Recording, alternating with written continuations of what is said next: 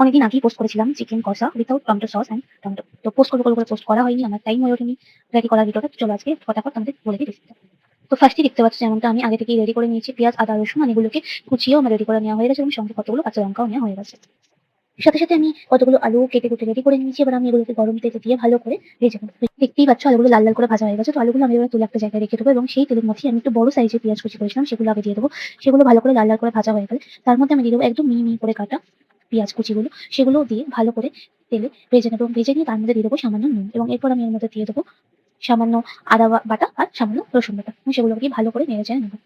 পেঁয়াজ, আদা, রসুন সব ভালো করে ভাজা হয়ে গেছে। এবার আমি এক এক করে এর মধ্যে সব মসলাগুলো দিয়ে দেবো। সামান্য হলুদ গুঁড়ো, সামান্য জিরে গুঁড়ো, সামান্য শুকনো লঙ্কা গুঁড়ো এবং সামান্য কাশ্মীরি লঙ্কা গুঁড়ো আর স্বাদ মতো চিনি দিয়ে ভালো করে নেড়ে চেড়ে মসলাগুলো ভালো করে ভাজা হয়ে গেলে এর মধ্যে আমি দিয়ে দেবো আরেকটু গোলমরিচ গুঁড়ো আর আগে থেকে চিড়ে রাখা কাঁচা লঙ্কাগুলো দিয়ে ভালো করে নেড়ে চেড়ে নিয়ে এবারে আমি এর মধ্যে আগে থেকে ধুয়ে জল ঝরিয়ে রাখা চিকেনের পিসগুলো দিয়ে দেবো এবং দিয়ে ভালো করে নাড়তে থাকবো।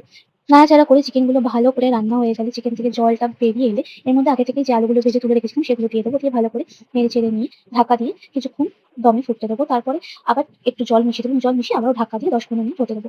মাংসটা এভাবে আমার রেডি হয়ে এসেছে। তো আমি এবার এর মধ্যে দিয়ে দিয়েছি সামান্য গরম মশলা গুঁড়ো এবং দিয়ে দিচ্ছি সামান্য ঘি। ঘি দিয়ে ভালো করে নেড়ে চেড়ে নিয়ে এবারে আমরা মাংসটাকে নামিয়ে নেবো। তো রেডি আমাদের without tomato sauce and without tomato chicken কষা ঝাল ঝাল। তো যারা যারা এই রেসিপিটা পছন্দ করছো তারা তারা অবশ্যই বাড়িতে একটা ট্রাই করতে পারো। অ্যান্ড আমার ভিডিওটা ভালো লাগলে অবশ্যই লাইক করো, কমেন্ট করো, অ্যান্ড তাহলে শেয়ার করে দিও। Thank you, bye by.